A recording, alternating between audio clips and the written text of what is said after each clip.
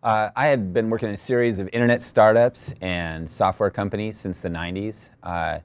Most recently Ancestry.com, and then Omniture, which was a web analytics marketing optimization company. And then that company was acquired by Adobe, and I spent the 3.5 years helping Adobe pivot from its CD business into a cloud business, and was looking for something that was consumer-based, I could do something that I was really passionate about, but also that involved an opportunity to really either create a market or disintermediate a market using data, using big data. And Pandora kind of brought all those things together. I have a passion for music, passion for big consumer brands, and Pandora is both those things. It's also a massive data company. We have huge amounts of data, and we've just scratched the surface about how to use that data to build a really interesting, transformative business. And I felt like I was catching it right at the right time.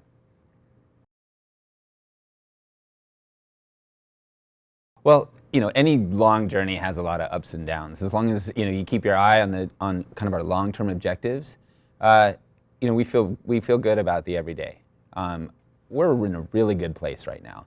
Our core business, our ad-supported free business, is doing extremely well. We'll do over $1 billion in revenue this year. That puts us in rarefied air in terms of businesses being able to really monetize free usage on mobile devices, and we're really proud of that. The beauty is that that's just the beginning of what Pandora could potentially do.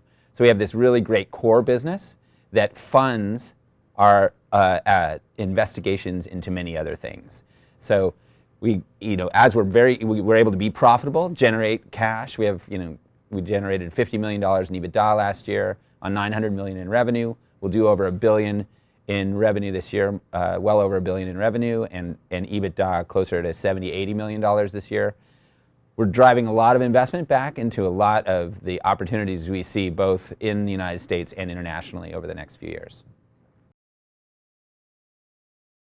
Well, we have a series of principles we operate under at Pandora, and one of those is that we are one team, and that's how we celebrate wins, as a team, as a company. So lots of emails to the company in general, to all employees, celebrating things that go well, but also discussing when things don't go well. And so we have a real dialogue rather than sort of a one-sided cheerleading sort of conversation.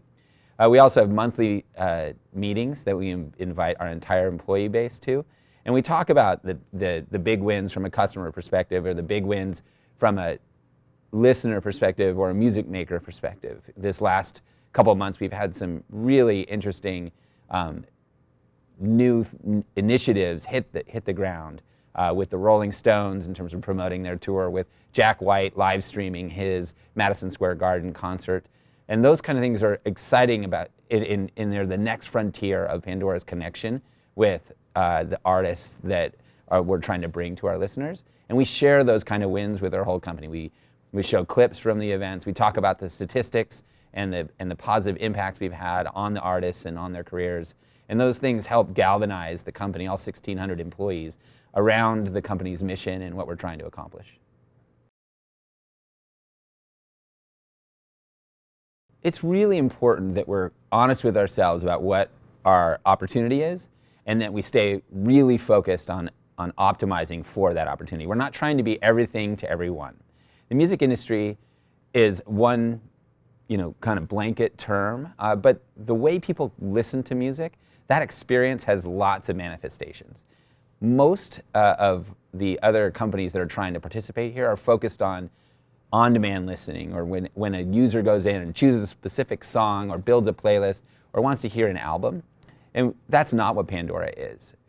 80% of music listening in the United States is lean-back listening, or radio-style listening, which is really, you want to hit play and let that music roll, and you just want to enjoy the musical experience, oftentimes while multitasking and doing other things. We've been maniacally focused on that use case, and we do that better than anyone else. So strategically, it's very important that we maintain that focus and we don't lose it trying to do too much. really what we're thinking about strategically is we think about what are the other things we can do for the listeners, advertisers, and music makers that we interact with every day. We have a strategy group that's dedicated to that question internally. It's run by a chief strategy officer, Sarah Clemens. She's built a team of 30, 40 people that includes our music industry group. And that team is charged with really thinking about the possibilities that are out there, the market opportunities, and what are all the things that we can do with 80 million listeners and billions of hours of songs and lots of data around how people consume music to not just build a business for Pandora, but lift the overall potential for the music industry generally. Our strengths begin with our technology. We have 15 years ago started building this thing called the Music Genome Project, which takes every song that gets played on our service, and we have a group of music analysts and curators, 80 people, who listen to every song and rate that song, not on it's a good song or a bad song, but what kind of song it is. What's the music sound like? What's the tempo? What's its musicality? These are musicologists, they're musicians. Really, what's the human elements around that song? And that's the database that we start with. And then we use the billions of thumbs, 50 billion thumbs now over the last 10 years, to craft the right playlist for each one of our 80 million users. So that IP is an incredible advantage for Pandora. It's probably our biggest strength. Our second biggest strength is our scale. We're by far the largest service in the United States with 80 million users and 5.3 billion hours in the first quarter alone of streamed music to our listeners. And then we have built a monetization machine that really has no peer in the United States from a mobile audio perspective.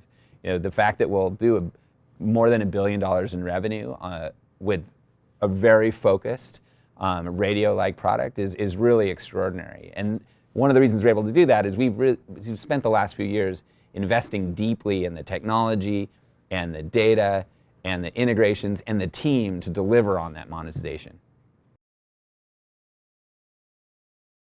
The hardest part about being public as a company generally and maybe as being the CFO of a public company is the constant scrutiny of every action that you do. Every day there's a new announcement or something. And Pandora in particular is highly scrutinized by the investment community and then thus by the financial press in the United States. So we have 49 investment analysts that follow us. I think that's second in the technology world only to Facebook. And that means there's 49 people out there who write regular reports evaluating whether we're doing a good job or not. It's pretty humbling. So the hardest part is staying focused on what you think is right for the company long term and not bowing to pressures to please one constituent over another. And that's not just a CFO issue, that's a broader issue of the company. I mean, everybody here reads financial press. We see the criticisms and the celebrations very publicly, and our friends and family see them too. And so that can be both gratifying when things go well and a little concerning when things aren't going well. But like I said earlier, a journey has many ups and downs, and as we move through time and challenge those as a company, as long as we stay focused on the long term and believe in our strategy, then that sort of day-to-day machinations aren't important. Constantly learning is critically important. Early in my career, that learning took the form of learning skills, how to do things, how to build complex financial models, how to evaluate portfolios of ideas based upon return and cost of capital in order to allocate capital appropriately. Very academic approaches to the way you run businesses. And then what you learn quickly is no matter how much analysis you've done on a spreadsheet, some decisions turn out to be wrong and some decisions turn out to be right. And so over time, the way you become a leader and the way you become a seasoned executive in businesses like this is you learn from all those decisions, both the ones that worked out really well, and fortunately I've been a part of teams that made really good decisions, and I've also fortunately been parts of teams and companies that made really bad decisions and saw the results of those. or and you got to fail. You hear this like fail quickly. We used to joke at Pandora, you can't afford to fail quickly because there's no safety net. But it's about recognizing things and pivoting early. That sounds all cliche-ish, but it's really true. That you learn a lot more from things that don't go well than you do from things that do. And if you can pivot things along the way, then that's where the real success comes from, is adapting to realities and creating new realities from that. A great example was Omniture, one of my former companies. When we sold to Adobe for $1.8 billion in 2009. And I ran into an old investor of mine from the 90s, and he said, Omniture was a great story. Everything went perfectly for you. And it was eye-opening, because having been at Omniture for 5 years and taking it public during the downturn of 2006, where the NASDAQ lost 15% while we were trying to go public, and through the financial crash of 2008, where our stock lost 70% of its value, even though our revenue and earnings went up every quarter. That stuff was maddening. It felt like a knife fight every day. But from the outside view, everything had gone perfectly for us. And I think that was a lot of credit to the management team at Omniture, where despite all this external difficulty and market difficulties, we stayed focused on what we were executing as a management team, and at the end of the day, we had a great outcome. Oh, if I could go back and talk to myself, not take every day so seriously. I really meant it when I say you learn as much from the bad days as you do from the good. It means when the things go well, you should celebrate. You need to celebrate the good times. The only way that you make all the difficult times worth it. And I think I've always done that pretty well.